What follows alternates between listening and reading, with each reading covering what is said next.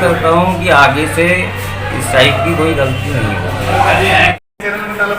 Channel में पढ़ेंगे ये ध्यान रखेंगे ना तुम, जब भी अगर इसमें कुछ तुम्हें तो तुम फोन करना समझे।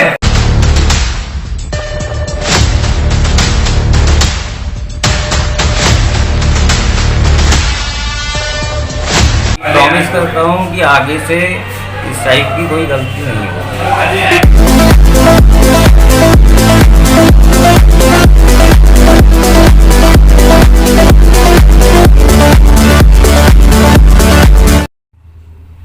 और केजीएन इंडिया न्यूज में एक बार फिर स्वागत है आपका। आखिर क्या रही दिन भर की हलचल, आइए एक निगाह डालते हैं।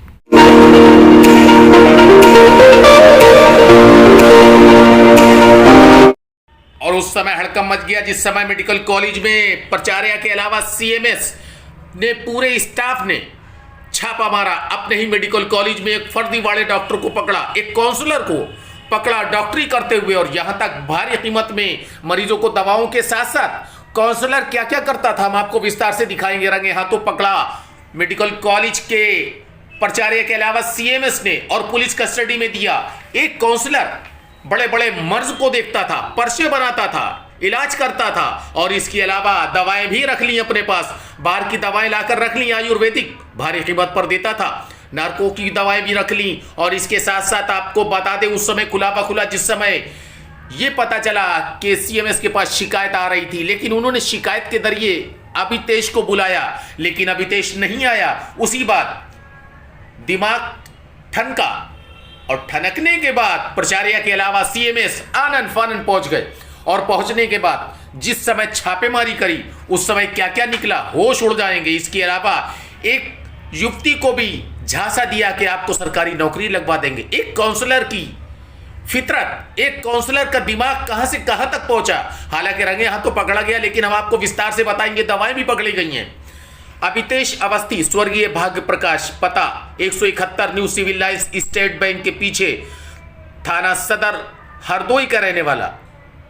2017 में सीएससी कलान, 2018 में पुआया, मार्च 2019 में अर्बन हेल्थ के अलावा मौजूदा काउंसलर के पद पर तैनात किशोर स्वास्थ्य परामर्श केंद्र मेडिकल कॉलेज में तैनात था। लेकिन किसी को पता ही नहीं कि बड़े बड़े मर्ज भी देखने में माहिर हैं ये महाशय। बाखूबी आप देख रहे हैं, मर्ज देखते थे, पर्चा बनाते थे, खुद इलाज करते थे, खुद दवा देते थे, और वो दवाएं देते थे लाके बाहर से दवाएं भी रख ली आयुर्वेदिक, भारी कीमत पर बेवकूफ बनाते थे। हालांकि सीएमएस का कहना मेरे पास शिकायत आई, मैंने शिकायत के माध्यम से इनको बुलाया, लेकिन जब ये नहीं आए तो माथा ठनका। आकर जब छापेमारी करी तो देखकर पूरे स्टाफ के होश उड़ गए। मेडिकल कॉलेज बदनाम होते होते बच गया। एक काउंसलर ने इतनी बड़ी जिम्मेदारी संभाल ली, फिजिशियन भी खुद बना, सर्जन भी खुद बना, और न्यूरो सर्जन भी खुद बना, यहां तक कि दवाएं भी दी। हालांकि बड़ी संख्या में नशीली दवाएं भी मिली हैं, आयुर्वेदिक भी दवाएं मिली है। हालांकि आपको बता दें प्रिंसिपल और सीएमएस ने पुलिस कस्टडी में दे दिया है, जांच चालू कर दी है। लेकिन सबसे बड़ा सवाल जब हमने पूछा तो कहने लगे मुझसे गलती हो गई, दोबारा आइंदा नहीं करूंगा। बाखूबी आप देख रहे हैं, प्राचार्य के साथ साथ सीएमएस और मेडिकल कॉलेज का पूरा स्टाफ ने रंगे हाथों पकड़ा फर्जी डॉक्टर को। बाखूबी आप देखिए, ये पुलिस का जवान लेकर जा रहा है मेडिकल कॉलेज में, पुलिस चौकी जो बनी है वहां पर ये जा रहे हैं महाशय। इनका नाम है अभी, और ये युवती जो आप देख रहे हैं, इस युवती को भी झांसे में रखा कि आपको सरकारी नौकरी दिला देंगे। लेकिन जब इससे पूछा गया तो इसने विस्तार से बताया कि हमसे ये कहा कि हम सरकारी नौकरी दिला देंगे। जनाब डॉक्टर साहब ने, जब डॉक्टर साहब फर्जी बन गए तो भोले भाले बच्चों को भी भड़काना चालू कर दिया। हालांकि युवती ने सब कुछ बताया, बाखूबी आप देख रहे हैं। डॉक्टर साहब के, फर्जी वाले डॉक्टर साहब के देख के होश उड़ गए जब प्रिंसिपल के अलावा सीएमएस भी आए। हालांकि विस्तार से जब हमने पूछा तो सबसे पहले सुनिए कि सीएमएस ने क्या कुछ बताया, पहले वो सुनिए। जैसे अभी दवाओं के मामले में एक काउंसलर को पकड़ा गया, क्या मामला है सर? इसमें देखिए, अभी मुझे एक शिकायत भी प्राप्त हुई थी कि ये हमारे काउंसलर हैं जो अनाधिकृत रूप से जो है मरीजों को देख रहे हैं और दवाएं भी लिख रहे हैं, जो कि इनको अधिकार नहीं है। वास्तव में इनको अधिकार नहीं है, क्योंकि वो हमारे राष्ट्रीय किशोर योजना के तहत आते हैं और उनको कोई काउंसलिंग करनी होती है। लेकिन उसी के उपलब्ध, शिकायत के उपलब्ध में प्रधानाचार्य महोदय और सभी से बात हुई तो हम लोगों ने औचक निरीक्षण भी किया और वहाँ पे कुछ असंवैधानिक कागज़ और तमाम चीज़ें बरामद हुई हैं, इसकी हम लोग जांच करवा रहे हैं। और इसके प्रति चूँकि इनकी पोस्टिंग सीमो द्वारा की गई है, तो सीमो साहब को भी मैंने जो है इसके बारे में पत्र आज ही जो है उसके लिए तैयार कर रहा हूँ। और बाकी हमारी विभागीय जांच चल रही है, मतलब आज शुरू करेंगे, अभी कमेटी बनाएंगे और जो भी निष्कर्ष निकल कर आएगा उसके तहत कार्रवाई की जाएगी। और अब हम सुनवाएंगे अभितेश अवस्थी, जो कि काउंसलर के पद पर हैं और भरपूर डॉक्टरी का इलाज कर रहे थे, रंगे हाथों पकड़े गए। जब हमने पूछा तो क्या क्या कहा उन्होंने, जरा गौर से सुनिएगा इनके अल्फाज, लेकिन अंत में क्षमा मांगी कि हमसे गलती हो गई, दोबारा ऐसा नहीं करेंगे। विस्तार से हम आपको पूरी लीला सुनवाते हैं। अभितोष, एक बात ये बताओ, जिस तरीके से प्रिंसिपल ने आपको रंगे हाथों पकड़ा है, बाहर की दवाइयाँ भी अंदर आपके पास पाई गई, एक महिला भी पाई गई जिसने ये आरोप लगाया कि हमें नौकरी के लिए लाते थे। दूसरी बात ये, आप काउंसलिंग करते थे लेकिन हाई फाई डॉक्टरों की दवा कैसे लिखते थे? आपके पास क्या ऐसा प्रमाण था, क्या ऐसा सर्टिफिकेट था, हमें ये बताइए।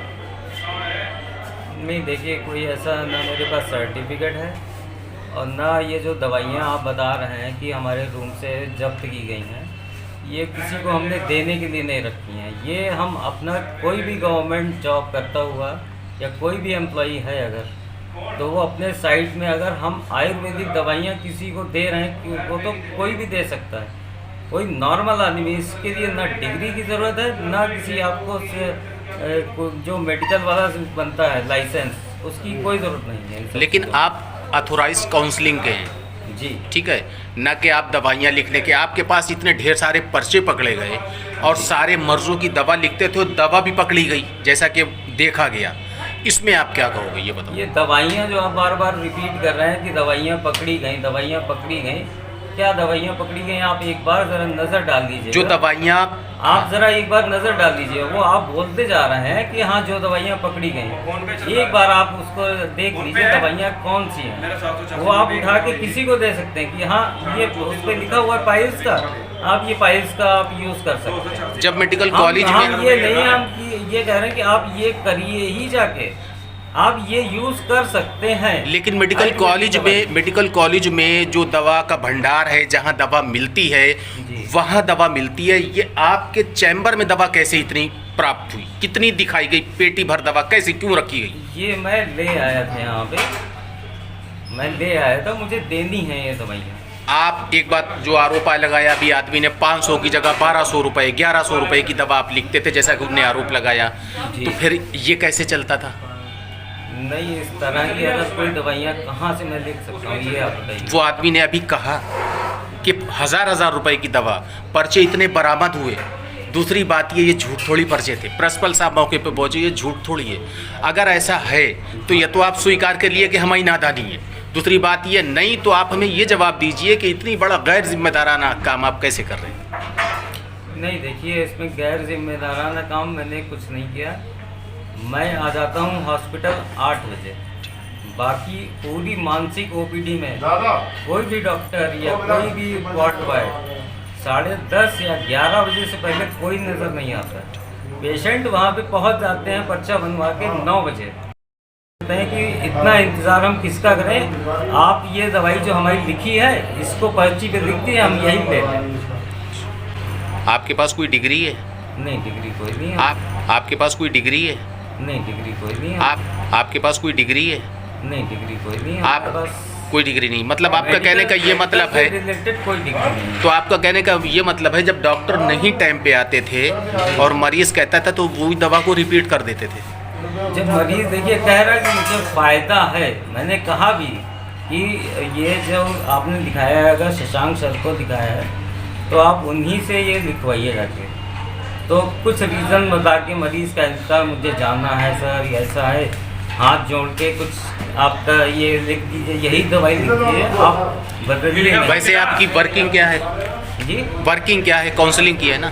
हाँ, काउंसलिंग। अच्छा, दूसरा सवाल हमारा ये, महिला ने आरोप लगाया आपके ऊपर है कि नौकरी के बहाने उन्होंने हमसे कहा था तुम्हारी सरकारी सर्विस करा देंगे, जिस तरीके से महिला कह रही थी, इस मामले में क्या है? वो गलत समझ रही है उस चीज़ को। मैंने ये कहा था कि आप कल आइए हाँ देखे 3000 मैं आपको एक बार ये देखूंगा कि आप काम कर लेती हो कि नहीं कर लेती हो। फिर उसके बाद मैं CMS सर से ये पूछूंगा कि कोई बाहर का अगर हम रखना चाहें तो उसको आप अलाउ करेंगे कि नहीं कराएंगे, ये मैंने कहा। बगैर सीनियर के कहे आपने, ये कैसे कह दिया उससे? सीनियर हमारे CMS सर हैं। CMS सर ने कहा था इस महिला को रख लो, मैंने अभी रखा नहीं है उसको। तो वो तो मैंने ये सिर्फ एक दिन लालच तो बताया। दिया, लोभ तो दिया आपने। कोई लोग नहीं दिया मैंने कहा था ये चीज़ कि मैं आपका काम देखूंगा और CMS सर से ये मैं कहूँगा कि फीमेल्स आती हैं, जैसे लड़कियां आती हैं, तो उनको देखने के लिए कोई अगर फीमेल हो तो वो ज़्यादा बेटर है। आप अपनी गैर जिम्मेदाराना रवैया क्या मानते हो? आप अपनी गलती को मानते हो या नहीं? जो जिस तरीके से गलती है, मेरी गलती को मैं एक्सेप्ट करता हूँ और ये भी प्रॉमिस करता हूँ कि आगे से इस टाइप की कोई गलती नहीं होगी। और सुना आपने, लेकिन इन सब के बाद प्राचार्य और CMS ने, पूरे स्टाफ ने, आपको बता दें जिम्मेदार स्टाफ बखूबी जा रहे हैं पुलिस कस्टडी में, पुलिस के हवाले कर दिया है और विस्तार से जांच चालू कर दिया। हालांकि इस मामले में CMO को भी अवगत करा दिया गया है, जिला प्रशासन को भी अवगत करा दिया गया है, लेकिन जांच होने के बाद दूध का दूध पानी का पानी एक बार फिर सामने आएगा। If you want to see these kind of facts in future, please subscribe to our channel and watch the latest videos by liking it and pressing the bell icon.